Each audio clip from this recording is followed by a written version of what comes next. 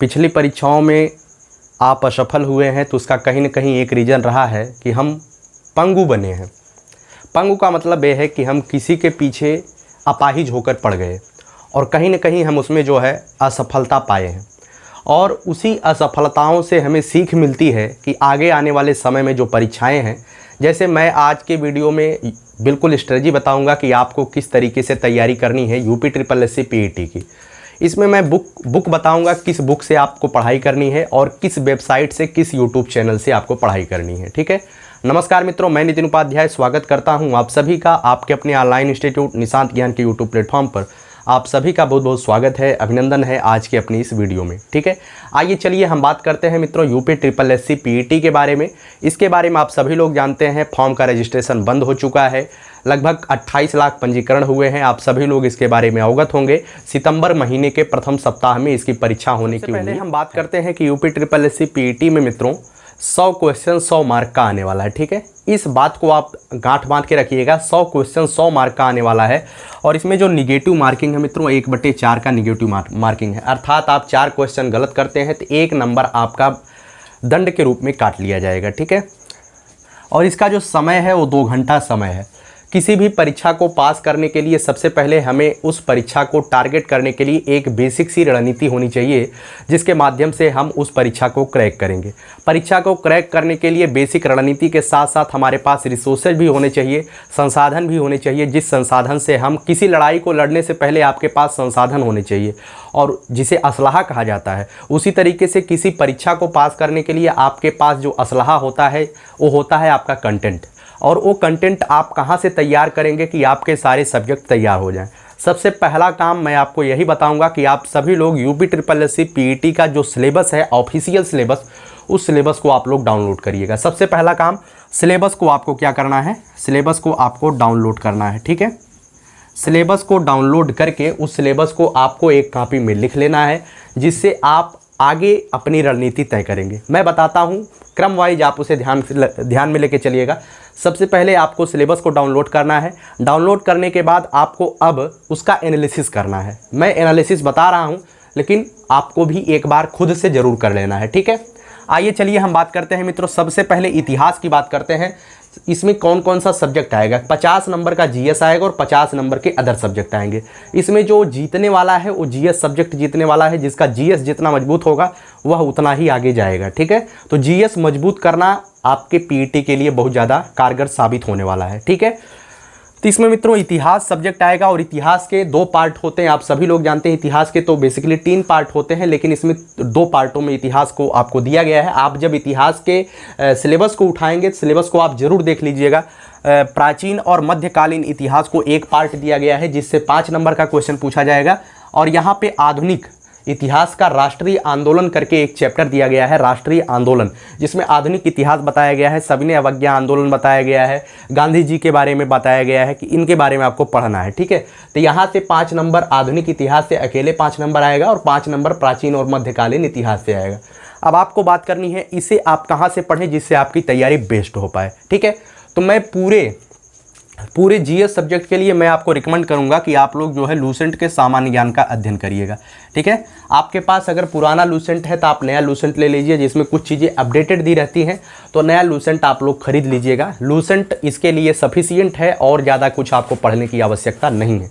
अब मैं आपको एक चीज़ बताऊंगा, क्या आपको किसी का कोर्स लेकर पढ़ना चाहिए उसके बारे में हम बाद में बात करेंगे, लेकिन आपको जो बेसिक रणनीति है, सबसे पहले आपको लूसेंट से वही चीज़ें कवर करनी है। पूरा लूसेंट आपको नहीं पढ़ना है। किसी परीक्षा को आप टारगेट कैसे करते हैं, आपको सिलेबस वाइज, जैसे हर्षवर्धन को आपको पढ़ना है तो लूसेंट से आप हर्षवर्धन को देख लीजिए। ठीक है, लूसेंट में हर्षवर्धन के बारे में जितनी जानकारी आपके बारे में दी गई है उसे आप देखिए। उसके बाद अगर आप 60 नोट्स बना सकते हैं तो मैं आपको रिकमेंड करूंगा तो आप 60 नोट्स जरूर बनाइए। ठीक है, 60 नोट्स जरूर बनाइएगा और उसे, क्योंकि परीक्षा के दरमियान वही 60 नोट्स आपको सफलता दिलाएंगे। क्योंकि कई चीज़ें होती हैं जो हम पढ़े तो रहते हैं लेकिन परीक्षा के दरमियान भूल जाते हैं, तो वो चीज़ें रिवीजन के माध्यम से ही हमें याद हो पाती हैं।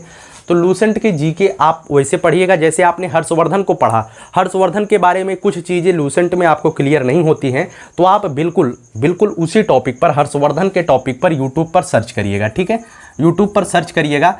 अब YouTube पर सर्च करने पर जो कई सारे वीडियो, हर्षवर्धन पर कई वीडियो आपको देखने को मिलेंगे।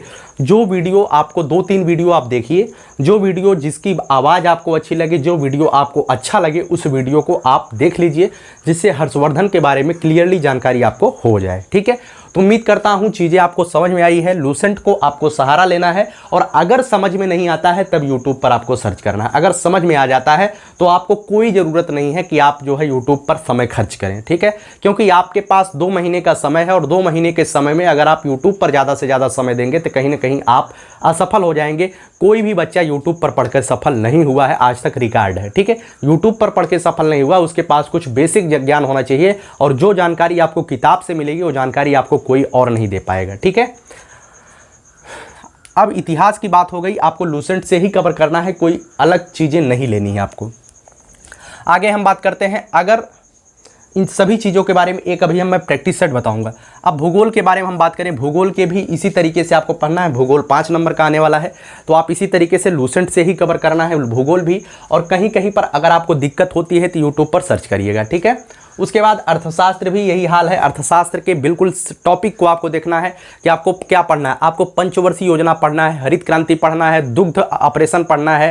ठीक है, ऑपरेशन फ्लड पढ़ना है, तो दुग्ध ऑपरेशन, ऑपरेशन फ्लड, हरित क्रांति, पंचवर्षीय योजना, जीएसटी पढ़ना है। तो इस सभी टॉपिक लूसेंट में दिए गए हैं। उस लूसेंट से बिल्कुल वही टॉपिक आपको पढ़ना है जो आपके सिलेबस में हो, उसके अतिरिक्त एक भी पॉइंट आपको नहीं पढ़ना है। ठीक है, तो आपको अर्थशास्त्र वहां से कवर कर लेना है। अर्थशास्त्र 5 नंबर का आने वाला है, बिल्कुल सिलेबस वाइज। जैसे आपको पंचवर्षीय योजना पढ़ना है, पंचवर्षीय योजना आप लूसेंट से कवर कर रहे हैं। ठीक है, अगर आपको किसी पंचवर्षीय योजना में दिक्कत आती है तो उस पंचवर्षीय योजना के बारे में आप स्पेशली यूट्यूब सर्च करिएगा। ठीक है, मेरा कहा मानिएगा, स्पेशली किसी टॉपिक पर आपको दिक्कत होती है तभी यूट्यूब का सहारा लीजिएगा, नहीं तो आप खुद से शॉर्ट नोट्स बनाइए और लगातार पहले आपका पहला जो प्रियरिटी होनी चाहिए, जो आपका पहला लक्ष्य होना चाहिए, वो होना चाहिए किसी न किसी तरीके से आपको एक बार अपने सिलेबस को पूरा कवर कर लेना है। अगर आप पूरे सिलेबस को नहीं कवर कर पाएंगे तो कहीं ना कहीं आप पीछे जरूर रहेंगे अन्य छात्रों से। ठीक है, इसमें काफ़ी लोग लगे हुए हैं जो यूपी पीसीएस की तैयारी कर रहे हैं, वह भी इसकी परीक्षा देने वाले हैं, तो काफ़ी लोग इसमें लगे हुए हैं। अगर आप भी इसमें लगे हैं तो आप अपनी पूरी जितनी भी ताकत आपके पास हो सभी ताकत आपको लगा देनी है। ठीक है, उसके बाद हम नागरिक शास्त्र की बात करते हैं मित्रों, जिसे संविधान कहा जाएगा। ये भी जो है 5 नंबर का आने वाला है। कितने नंबर का? 5 नंबर का आने वाला है। तो संविधान को भी आपको लूसेंट से ही कवर करना है। ठीक है, संविधान के लिए भी कोई स्पेशल किताब आपको लेने की आवश्यकता ही नहीं है, केवल लूसेंट से कवर करना है। जैसे आपको संसद पढ़ रहे हैं, संसद में राष्ट्रपति, लोकसभा और राज्यसभा सभी लूसेंट में स्पेशली दिए गए हैं, कोई समस्या नहीं है, आप वहां से कवर कर सकते हैं। अगर आपको किसी टॉपिक में दिक्कत होती है तब आपको क्या करना है? YouTube search. आगे बात करते हैं स्टैटिक जीके। स्टैटिक जीके आपको मित्रों लूसेंट के पीछे वाला जब पार्ट आप देखेंगे तो स्टैटिक जीके 10 नंबर का है, जिसे इसमें जो है भारत के जैसे पड़ोसी देश दिया गया है, भारत के पड़ोसी देश, मुद्रा राजधानी, ये सभी चीज़ें जो दी गई हैं, खेल पुरस्कार, ये सभी चीज़ें जो है स्टैटिक जीके का पोर्शन होता है। स्टैटिक जीके अच्छा खासा पूछा जाने वाला है, जिसमें भारतीय संस्कृति, जैसे आपसे पूछा जाएगा कि रऊफ किस राज्य का लोक नृत्य है, तो रऊफ के बारे में अगर आप पढ़े होंगे कि रऊफ जो है जम्मू कश्मीर का लोक नृत्य है, तो ऐसे क्वेश्चन आपसे पूछे जाएंगे और वही क्वेश्चन स्टैटिक जीके के होते हैं। स्टैटिक जीके का मतलब होता है ऐसा सामान्य ज्ञान जो स्थिर हो, अर्थात वह बदले न। जैसे आगरा में क्या स्थित है? ताजमहल। आपसे क्वेश्चन किया जाए ताजमहल कहाँ स्थित है? आगरा में स्थित है। यह स्थिर है, ताजमहल आगरा से कभी दिल्ली जाकर स्थापित नहीं होगा, ये स्थिर है तो स्थिर है। ठीक है, तो ये जो स्टैटिक जीके वाला पोर्शन है, जिसे आप जनरल अवेयरनेस के नाम से भी जानते हैं, तो 10 नंबर का आने वाला है। लूसेंट के पीछे से आप कवर करिएगा। हाँ, कुछ चीज़ें अगर आपको याद होने में दिक्कत होती है तो आप यूट्यूब का सहारा ले सकते हैं, लेकिन पहले आपको शॉर्ट नोट्स आप अपने हाथ से बनाने का प्रयास करिएगा। ठीक है, करंट अफेयर की बात करूं तो मित्रों, करंट अफेयर कुछ लोग हमसे बताते हैं करंट अफेयर जो है 3 घंटे पढ़ने चाहिए, 2 घंटे पढ़ने चाहिए, 10 घंटे पढ़ने चाहिए, क्योंकि करंट अफेयर 10 नंबर का आने वाला है। काफ़ी लोग इससे हमें पूछते रहते हैं कि करंट अफेयर्स को कहाँ से कवर करें, तो मैं आपको एक ही सजेशन दूंगा, किसी भी विषय को लेकर के चिंतित मत होइए, क्योंकि करंट अफेयर्स के नाम पे अगर आप दिन भर में 3 घंटा, 2 घंटा, 2.5 घंटा अगर आप बर्बाद करते हैं तो कहीं ना कहीं आप अपने अन्य सब्जेक्ट को कमज़ोर कर रहे हैं। ठीक है, अन्य सब्जेक्ट का भी बहुत बड़ा महत्व है। 10 नंबर का एक करंट अफेयर्स आने वाला है, तो क्या आप आधुनिक इतिहास और अर्थशास्त्र को छोड़ देंगे? वहाँ से अच्छे खासे लेवल के क्वेश्चन बनेंगे। करंट अफेयर्स हो सकता है एक बार आप क्वेश्चन को ना कर पाएँ, ठीक है, हो सकता है कहीं अलग से पूछ ले, क्योंकि हर दिन काफ़ी सारी घटनाएं होती रहती हैं। ठीक है, लेकिन अगर आप प्राचीन इतिहास और मध्यकालीन इतिहास के सब्जेक्ट को अच्छे से कवर कर पाते हैं तो यहाँ से क्वेश्चन नहीं छूटेगा, ठीक है। तो करंट अफेयर्स के नाम पे अगर आप दिन भर में 3 घंटा 4 घंटा देते हैं तो यहाँ आप गलती कर रहे हैं।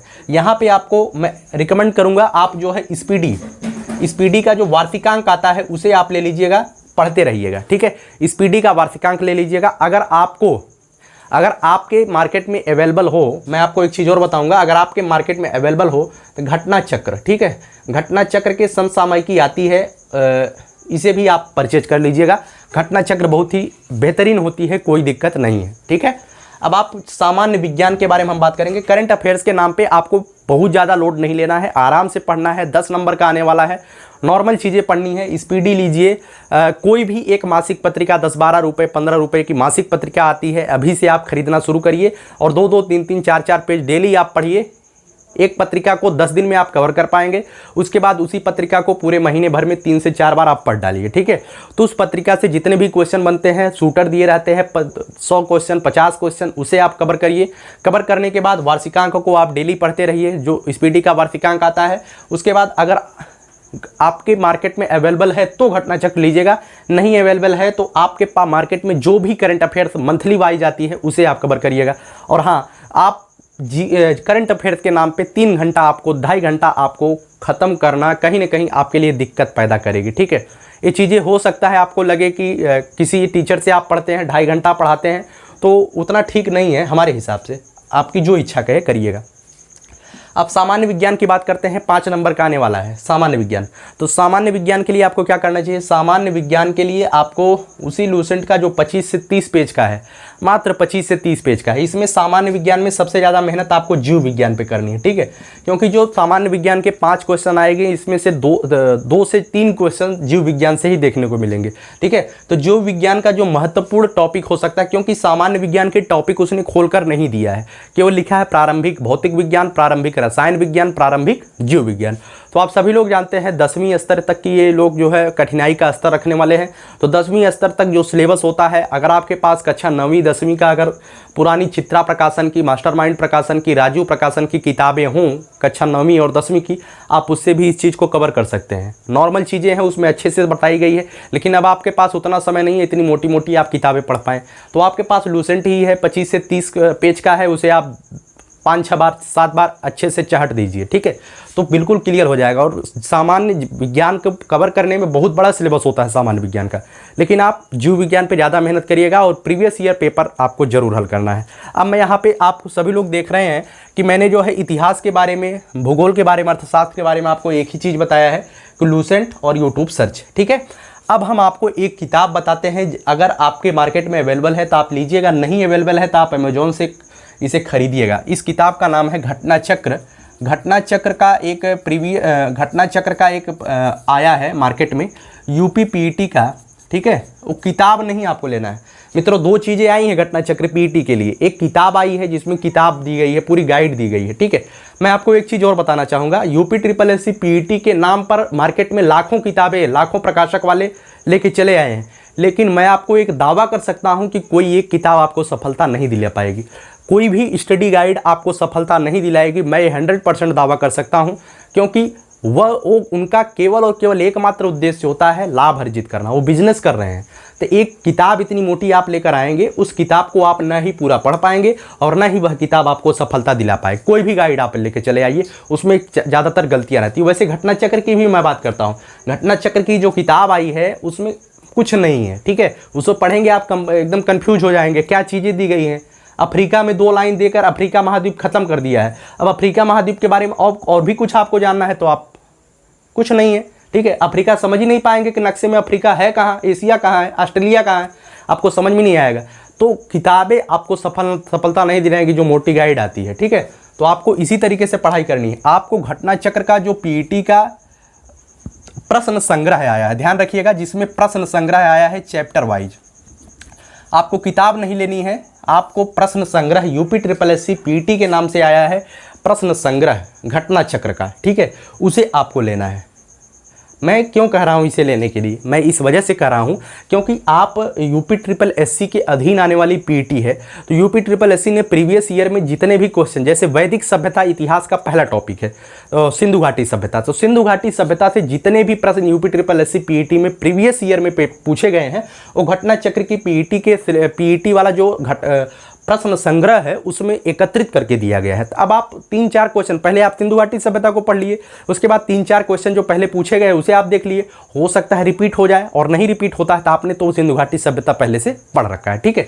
तो घटना चक्र के प्रश्न संग्रह को आपको लेना है, और कभी भी आप इस चीज़ को ध्यान रखिएगा, किसी भी बुक से आपको पढ़ाई नहीं करनी है। एक स्पेशल जो बुक आती है, स्पेशल बुक के चक्कर मत पड़िएगा, स्टैटिक एकदम अलग थलग करके पढ़ाई करिएगा। जो इसमें सफलता आपको दिलाने वाले पोर्शन है मित्रों, आपको सफलता दिलाने वाले पोर्शन स्टैटिक जीके है 10 नंबर का, इतिहास है 10 नंबर का, 10 स्टैटिक जीके, 10 इतिहास, 10-10-20 हो गया। उसके बाद ये जो संविधान का पोर्शन है बहुत ही आसान है। नागरिक शास्त्र के पोर्शन में नीति निर्देशक तत्व, मौलिक अधिकार, पंचायती राज व्यवस्था, संविधान की विशेषताएं, यही 4-5 टॉपिक है। संसद और सर्वोच्च न्यायालय, उच्च न्यायालय अर्थात न्यायिक व्यवस्था, यही 4-5 टॉपिक है जिससे आप 5 क्वेश्चन आसानी से निकाल पाएंगे और बहुत ही आसान आएगा, ध्यान रखिएगा। तो 10, 10, 20 और ये 25, ठीक है। अर्थशास्त्र भी बहुत ज़्यादा कठिन नहीं है, बहुत ब्रॉड सिलेबस भी नहीं है। हरित क्रांति आप पढ़ेंगे, हरित क्रांति में कौन सी चीज़ है, हरित क्रांति का विश्व के जनक, भारत के जनक, हरित क्रांति की शुरुआत कब हुई, किस जिले को ज़्यादा फायदा हुआ उत्तर प्रदेश के, और कहाँ पर हरित क्रांति, जैसे कि नॉर्मल बोल रहा है विश्व के जनक है, एम एस स्वामीनाथन भारत के जनक है, 1967-68 में इसकी शुरुआत हुई, 63 में जो है नॉर्मल बोल रहा है भारत आए थे। तो जितनी जानकारी हरित क्रांति में 4-5, 7-8 टॉपिक बनता है नॉर्मली, आप उसे हैंड रिटन नोट्स बनाइए, उसके बाद आप पढ़ लीजिए, लूसेंट में एकदम दिया गया है, और वहीं से क्वेश्चन भी फंस जाएगा, ठीक है। तो ऐसे ही अर्थशास्त्र भी आप ऐसे कवर कर ले जाएंगे। तो उम्मीद करता हूँ चीज़ें आपको समझ में आई है। तो आपको ज़्यादा मेहनत कहाँ पे करनी है, स्टैटिक जी के, संविधान, उसके बाद आपको इतिहास पे करनी है, उसके बाद अगर आप समय दे पाते हैं तो आप समय दीजिएगा करंट अफेयर्स पर, ठीक है, क्योंकि करंट अफेयर्स भी 10 नंबर का आने वाला है, ठीक। तो स्पीडी के करंट अफेयर्स को लीजिएगा, कोई भी मासिक पत्रिका 10-12 रुपये 15 रुपये का आती है उसे आप देखिएगा, और अगर आपके मार्केट में अवेलेबल है तो घटना चक्र ले लीजिएगा, नहीं अवेलेबल है तो दोनों से काम चल जाएगा। और आपको किताब क्या लेनी है, घटना चक्र का पीईटी प्रश्न संग्रह लेना है, ठीक है। आइए चलिए आगे हम बात करते हैं अन्य सब्जेक्ट की, क्योंकि यहाँ से 50 नंबर का आने वाला है तो ज़्यादा बातें यहीं पर किया मैंने। आगे है सामान्य अंक गणित। सामान्य अंक गणित बिल्कुल 5 नंबर का आने वाला है। पूरी अंक गणित आपको नहीं पढ़नी है, जैसे औसत दिया है, अनुपात दिया है, जो चीज़ें दी हैं, पूर्ण संख्या दिया है, उसे ही आपको पढ़ लेना है। और यह जो है आपके पास अगर एस.डी. यादव की किताब है, शारदा पब्लिकेशन की एस.डी. यादव की किताब, वहाँ से कवर हो जाएगा, कोई समस्या नहीं है, एस.डी. यादव की किताब से कवर हो जाएगा, ठीक है। आगे हम बात करते हैं ग्राफ एवं तालिका। मित्रों, ग्राफ एवं तालिका जिसे DI कहा जाता है, डाटा इंटरप्रेशन कहा जाता है, ये चीज़ें 20 नंबर की आने वाली हैं। बिल्कुल ये जो है एक अच्छा टॉपिक है, प्रश्न जिसे ग्राफ एवं तालिका बोला जाएगा, बिल्कुल ही एक डिफाइनेशन होगा, अर्थात आपका निर्णायक भूमिका अदा करेगा आपकी परीक्षा में 20 नंबर का। तो ग्राफ एवं तालिका के क्वेश्चन जो है आपकी एस.डी. यादव की किताब में भी है, और स्पेशल जो आप कोई प्रैक्टिस सेट लेते हैं, जैसे आपको मैंने बताया कि आप पीईटी का घटना चक्र लीजिए, और आपके मार्केट में आपको किताब नहीं लेनी है, अगर प्रैक्टिस सेट आती है तो आप प्रैक्टिस सेट लीजिएगा। उस प्रैक्टिस सेट में जो है काफ़ी ज़्यादा ग्राफ एवं तालिका के प्रश्न दिए गए हैं, तो आपको ग्राफ एवं तालिका में ज़्यादा से ज़्यादा अच्छा अपने आप को बनाने के लिए तो प्रैक्टिस आपको ज़्यादा करनी है, ठीक है। मैं मानता हूँ कि ग्राफ एवं तालिका आपको अच्छे से आता है, लेकिन आपके पास जितने भी ग्राफ एवं तालिका के क्वेश्चन हैं, ज़्यादा से ज़्यादा आपको प्रैक्टिस करनी है। Practice is make perfect future. अभ्यास ही आपको सफलता दिलाएगा, और ग्राफ एवं तालिका में तो सबसे ज़्यादा अभ्यास ही करनी है, क्योंकि मैं मानता हूं कि आपको आता रहेगा, लेकिन समय पर आप भूल जाएंगे। समय पर आपसे जो है उसका जो है न्यूमेरिकल हल नहीं हो पाता है, ठीक है। परसेंटेज पूछा जाता, नॉर्मल चीज़ें पूछी जाती, मैं जब मानता हूँ कि आपको आता है, लेकिन ज़्यादा से ज़्यादा जहाँ से आपको ग्राफ एवं तालिका के क्वेश्चन मिले आप वहाँ से इसका प्रैक्टिस करिएगा, ठीक है। उसके बाद रीजनिंग की बात करूं तो रीजनिंग 5 नंबर का आने वाला है। रीजनिंग के लिए जो भी आपके टॉपिक में दिया गया है, बृहत लघु दिया गया है, कथन निष्कर्ष दिया गया है, टॉपिक उठाइएगा, उसमें से एक टॉपिक को आपको आर.के. झा की किताब से पूरा कर लेना है, ठीक है। आर.के. झा की किताब है, यहाँ से आपको कंप्लीट कर लेना है, कोई समस्या नहीं है। सामान्य हिंदी के लिए मैं आपको बताऊँगा आदित्य पब्लिकेशन। क्या बताऊँगा? आदित्य पब्लिकेशन की किताब आती है। अगर आदित्य पब्लिकेशन की किताब आपके पास नहीं है तो आप लूसेंट ले सकते हैं, ठीक है। लूसेंट से भी कवर कर सकते हैं, लेकिन आपको वही चीज़ें पढ़नी है जैसे संधि दिया है, पर्यायवाची दिया है, विलोम दिया है, ये चीज़ें दी गई हैं। अब आपको रस छंद अलंकार झूठे पढ़ के नहीं जाना है। रस छंद अलंकार जब आएगा नहीं तो पढ़ के आप क्यों जाएंगे। मैंने कई यूट्यूब चैनल वालों को ऐसे देखा है जो रस छंद अलंकार पढ़ा रहे हैं, कोई मतलब नहीं, यहाँ पे आने वाला नहीं है। आपसे पर्यायवाची पूछा जाएगा, विलोम शब्द पूछा जाएगा, तो आप क्यों पढ़ेंगे। ठीक है, तो वही चीज़ें पढ़िए जो आपके सिलेबस में है। सामान्य हिंदी 15 नंबर का आने वाला है, जिसमें 10 नंबर का तो केवल अपठित गद्यांश आएगा। कितने का? 10 नंबर का। तो 10 नंबर अपठित गद्यांश आएगा, तो 1-2 अपठित गद्यांश आप डेली हल करते रहिए। मैं मानता हूँ आपको अपठित गद्यांश के उत्तर आसानी से आते होंगे, लेकिन आप हल करते रहिए। आपकी एक समय सीमा निर्धारित होगी, जल्द से जल्द आप क्वेश्चन के आंसर ढूंढ पाएंगे। 10 क्वेश्चन आपको बहुत मायने रखता है, 10 नंबर आप आसानी से पा जाएंगे। और 5 नंबर जो 15 नंबर का आदित्य जो हिंदी है, आप बिल्कुल आसानी से कवर कर पाएंगे। हम मानते हैं कि आप अगर हिंदी भाषी क्षेत्र से हैं तो 14 क्वेश्चन आपका जरूर सही होगा। मैं तो 15 में 15 कहता हूं, लेकिन मैं एक मान लेता हूं, आप गलत भी कर देते हैं, लेकिन 15 में 15 आपका निकल जाएगा। ठीक है, आगे बात करते हैं सामान्य अंग्रेजी के लिए। अगर आपने अभी तक गणित अंग्रेजी का ABCD भी नहीं पता है, सामान्य अंग्रेजी को आप छोड़ भी सकते हैं। लेकिन अगर आपको थोड़ी बहुत जानकारी है तो आप लूसेंट के सामान्य लूसेंट का एक आता है सामान्य अंग्रेजी, उससे भी आप कवर कर सकते हैं। लेकिन अगर आपके पास लूसेंट की सामान्य अंग्रेजी नहीं है, तब आपको क्या करना है, तब उसके लिए आपको जो एक घटना चक्र का प्रश्न संग्रह खरीदेंगे, इसी में इंग्लिश का भी एक छोटा सा टॉपिक दिया गया है, छोटा सा, बहुत ज़्यादा नहीं है, ज़्यादा 15-20 पेज का है, वहाँ से आप इसको भी कवर कर पाएंगे। ठीक है, तो सामान्य अंग्रेजी पे आपको बहुत ज़्यादा मेहनत नहीं करनी है। एक पैराग्राफ देगा, उसमें से 2 क्वेश्चन देगा, और 2-3 क्वेश्चन आपके बहुत ही नॉर्मली पूछे जा सकते हैं। ठीक है, तो आप वहाँ से कवर कर सकते हैं, कोई समस्या नहीं होने वाली है। ठीक है, आपको अब ये नहीं कहूँगा कि आप सामान्य अंग्रेजी के लिए बहुत ज़्यादा आपको पढ़ना पड़ेगा। आप सामान्य अंग्रेजी के लिए पूरा एक अच्छी सी MB पब्लिकेशन की किताब लेके आइए, उसे पढ़िए। आप SSC की तरह सामान्य अंग्रेजी पढ़िए नहीं। अगर आप 5 क्वेश्चन छोड़ भी देते हैं बिल्कुल, तो भी कोई समस्या नहीं होने वाली है। समझ में आया ना। आगे हम बात करते हैं, पूरी चीज़ें लगभग कवर हो गई हैं। पूरा 50 नंबर का हो गया है। किताबें आपके सामने कौन कौन सी है? लूसेंट आपको लेना है, घटना चक्र PET का प्रश्न संग्रह लेना है, किताब नहीं लेना है। उसके बाद स्पीडी का करंट अफेयर्स लेना है, वार्षिकांक जो आता रहता है। उसके बाद घटना चक्र की अगर अवेलेबल हो उसे आपको ले लेना है। उसके बाद कोई भी करंट अफेयर्स की पत्रिका मासिक रूप से आपको पढ़नी है। और आप अगर डेली के डेली कोई चैनल फॉलो कर रहे हैं तो आप फॉलो करते रहिए। मैं नहीं कह रहा हूँ कि आप फॉलो मत करिए, लगातार आप फॉलो भी कर सकते हैं। कोई भी चैनल, एक चैनल आप फॉलो कर सकते हैं। ठीक है, मैं किसी चैनल का नाम नहीं लूँगा, लेकिन मैं इतना ज़रूर आपको बताऊँगा, 3 घंटे समय आपको खपाने की आवश्यकता नहीं है, क्योंकि आपके पास अन्य भी चीज़ें पढ़ने की हैं। दिन भर आप अगर 3 से 4 घंटा इसी को देते हैं तो कहीं ना कहीं आप गलती कर रहे हैं। ठीक है, अब हम आपको बताते हैं कि यूट्यूब से कितना समय दें। ठीक है, यूट्यूब से कितना समय दें। मित्रों, यूट्यूब पर आपको उतना ही समय देना है, जैसे आपको कोई टॉपिक समझ में नहीं आता है तो आप स्पेशल सर्च करके पढ़िएगा। आपको उतना ही समय देना है यूट्यूब पर जितना आपके लिए ज़रूरी हो। ठीक है, तो आपको ज़्यादा से ज़्यादा बुक से अध्ययन करना है, ज़्यादा से ज़्यादा सेल्फ डिपेंडेंट होना है, किसी के ऊपर आश्रित नहीं होना है। अब हम आपके सामने बात करते हैं क्या किसी का कोर्स लेना चाहिए। मैं अब आपको ये नहीं कहूँगा कि आप किसी का कोर्स लीजिए या मत लीजिए, लेकिन मैं आपको एक सलाह ज़रूर दूंगा। जैसे कि अब जुलाई का महीना आने वाला है, 5-6 दिन 10 दिन में जुलाई का महीना आ जाएगा। ठीक है, तो जुलाई के बाद आपके पास 60 से 65 दिन का समय बचेगा, और इसी में आपकी परीक्षाएं संपादित करा ली जाएंगी।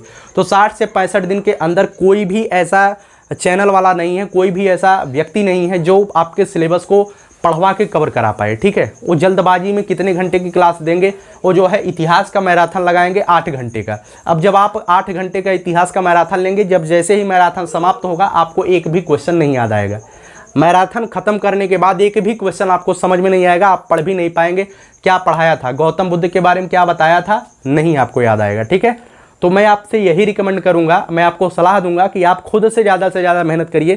किसी के कोर्स के पीछे अब आपको नहीं पढ़ना है, क्योंकि 50 दिन के अंदर, मानता हूं कोर्स ज़रूरी होता है, कहीं से आप पढ़ते हैं, कोचिंग करते हैं तो ज़रूरी होता है, क्योंकि बिना गुरु के ज्ञान नहीं होता है। लेकिन अगर आपके पास समय कम है, ऐसा तो है नहीं कि आप बच्चे हैं, आपने पहले कभी पढ़ा ही नहीं है, आपने पढ़ाई किया है। ठीक है, तो आपको ज़रूरी यही है कि आप खुद से ज़्यादा मेहनत करिए। यूट्यूब पे इतनी ज़्यादा चीज़ें पड़ी हुई हैं कि आप उसे पढ़कर भी आप अपने इस सिलेबस को पूर्ण कर सकते हैं। ठीक है, सिलेबस को पूर्ण करना मैं आपको बता चुका हूँ, आपको क्या करना है अब आपके विवेक के ऊपर है। प्रैक्टिस सेट कौन सा लें। ठीक है, अब फाइनली बात आती है प्रैक्टिस सेट कौन सी लेनी है। जब पहली बात मैं आपको बताऊंगा, पहले आपको कोई वर्तमान के समय में जैसे आप तैयारी प्रारंभ करते हैं, शुरुआत करते हैं इतिहास को, आज आपने वैदिक सभ्यता पढ़ा, सिंधु घाटी सभ्यता पढ़ा, डायरेक्टली आप उठा लिए प्रैक्टिस सेट, और करना प्रारंभ कर दीजिए। आपका कितना क्वेश्चन सही हुआ? 10 क्वेश्चन, 50 में 10 सही हुआ, 40 गलत हो गया। आप मतलब कि डिमोटिवेट हो जाएंगे, ठीक है, हतोत्साहित हो जाएंगे, भैया मेरा 50 में 10 ही सही हुआ। तो सबसे पहले मैं आपको रिकमेंड करूंगा जितनी जल्दी से जल्दी हो सके, जितना जल्दी से जल्दी हो सके, किसी के ऊपर आश्रित होकर के नहीं, आप अपने सिलेबस को उठाइए, लूसेंट की किताब को उठाइए, और कोई बुक हो, घटना चक्र का प्रश्न संग्रह उठाइए, और कोई जैसे कि आपके घर में बुकें होंगी, अगर आपके पास बुकें हैं, इतिहास की कोई सब्जेक्ट है, कोई बुक है, अगर आपके पास नहीं है तो आपके पास सामाजिक विज्ञान कक्षा 9वीं 10वीं का सामाजिक विज्ञान होगा, उसमें ये चीज़ें दी हुई हैं, मैंने देखा है, अभी खोल करके मैं वही देख रहा था। कक्षा 9वीं और 10वीं का जो सामाजिक विज्ञान है उसमें इतिहास का पूरा सब्जेक्ट आपका मिल रहा है, ठीक है। तो आप वहाँ से भी पढ़ सकते हैं अगर आपको डीपली पढ़ना है, नहीं तो आपको यूट्यूब पे सर्च कर लेना है, कोई चीज़ें अगर आपको दिक्कत होती है तो आप वहाँ से अध्ययन कर सकते हैं, ठीक है। तो पहले आपको रिकमेंड करूँगा, आप पहले पूरे सिलेबस को जितनी जल्दी से जल्दी हो सके 30 दिन 35 दिन 40 दिन में कवर कर लीजिए पूरे सिलेबस को।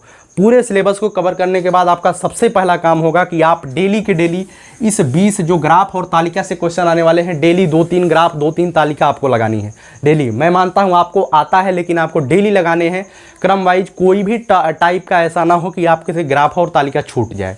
डेली आपको करना है, क्योंकि 20 नंबर का आने वाला है, ठीक है। आपको डेली अपठित गद्यांश 10 नंबर का आने वाला है, ये करना है, और बाकी चीज़ें आपको अब दोबारा से इसे एक बार जैसे आपने नोट्स बनाया है तो नोट्स को पढ़ते रहिए लगातार। उसके बाद आपको प्रैक्टिस सेट से एक प्रैक्टिस सेट मैं ज़्यादा नहीं कहूँगा, एक प्रैक्टिस सेट आपको डेली करनी है, और समय के साथ करना है। 2 घंटा समय बहुत ज़्यादा होता है, कम नहीं होता है, इसी के साथ आपको एक प्रैक्टिस सेट लेना है। अब मैं एक चीज़ आप लोग पूछेंगे कि भैया मैं प्रैक्टिस सेट कहाँ से लूँ और कौन सा प्रैक्टिस सेट लूँ, ठीक है। तो आपके मार्केट में आप खुद से इसे वेरी करिएगा, खुद से आप इसे समझिएगा, क्योंकि कोई भी प्रैक्टिस सेट ख़राब नहीं, लोग जो भी बनाते हैं प्रैक्टिस सेट कोई ख़राब अपने हिसाब से नहीं बनाता है, लेकिन जो भी आपके मार्केट के जो नॉर्मली की दुकान होगा, आप वहाँ पे जाइए, जो बुक की दुकानें हैं वहाँ पे जाइए, प्रैक्टिस सेट दिए गए हैं, तो आप वहाँ से प्रैक्टिस सेट लीजिए और यहाँ से कवर कर सकते हैं, ठीक है। तो इस वीडियो का इंतज़ार आप लोग बहुत अच्छे तरीके से कर रहे होंगे, और यह वीडियो मैंने आपको दिया, और पूरा 100 नंबर का टॉपिक है, तो आप 100 नंबर में टारगेट बना के चलिएगा कि आपको 80 प्लस लाना है। कितने का टारगेट? आपको 80 प्लस का टारगेट लेना है, ठीक है। अगर आप टारगेट 80 प्लस का लेते हैं तभी जा करके आप 70 प्लस 72-73 नंबर पा पाएंगे, ठीक है। मैं इसके कट ऑफ पर वीडियो बना चुका हूँ, कितना कट ऑफ जाने वाला है, तो कट ऑफ का कोई बात ही अभी तक नहीं हुई है। जितना ज़्यादा से ज़्यादा आप कर सकते हैं, जितना ज़्यादा से ज़्यादा आप कर सकते हैं, अपने आप को उतना से बेहतर बनाने का प्रयास करिए, ठीक है। तो वीडियो पसंद आती है तो मैं कभी नहीं, पूरे वीडियो के बीच में मैं कहीं नहीं बोला हूँ, वीडियो को लाइक करिएगा। अगर पसंद आती है, मेरा मेहनत आपको अच्छा लगता है, और हाँ, मेरे अंदर जो सामर्थ्य है, जैसे कोई किसी टॉपिक पर स्पेशल वीडियो, जैसे हरित क्रांति पर वीडियो हुआ, जैसे कोई अन्य टॉपिक हुआ, मैं तो लगातार वीडियो नहीं दे पाऊंगा, क्लियर बता रहा हूँ, मैं लगातार आपको कंटेंट वाइज वीडियो नहीं दे पाऊंगा, क्योंकि थोड़ी सी समस्याएं हमें हैं, लेकिन धीरे धीरे आने वाले समय में समस्याएं धीरे धीरे हमारी भी समाप्त होंगी। लेकिन मैं लगातार वीडियो तो जरूर दूंगा, 1-2 वीडियो आपको। तो उससे होता क्या है, मैं किसी स्पेशल टॉपिक पर आपको वीडियो दूंगा जिसे आप पढ़ सकते हैं। ज़्यादा से ज़्यादा 20 मिनट का वीडियो होगा। जैसे मैं हरित क्रांति पर अगर वीडियो देता हूं तो 20 मिनट की वीडियो में आप पूरा कवर कर ले जाएंगे हरित क्रांति, और जितने भी क्वेश्चन आएंगे आपके परीक्षा में आ जाएंगे, ठीक है। तो मैं स्पेशल टॉपिक पर वीडियो दूंगा, और आपका काम है तो मेरा वीडियो स्पेशल टॉपिक पर देख लीजिए, और आप जो है अपने हिसाब से तैयारी करते रहिएगा, ठीक है। तो वीडियो पसंद आती है तो मैंने लाइक का नाम नहीं लिया है, लाइक आपको करके जाना है, और चैनल पे पहली बार आते हैं तो सब्सक्राइब आप कर सकते हैं, ठीक है। सब्सक्राइब करने से होगा क्या कि क्योंकि आगे की रणनीति आपको पता चलती रहेगी किस तरीके से क्या होने वाला है, ठीक है। धन्यवाद।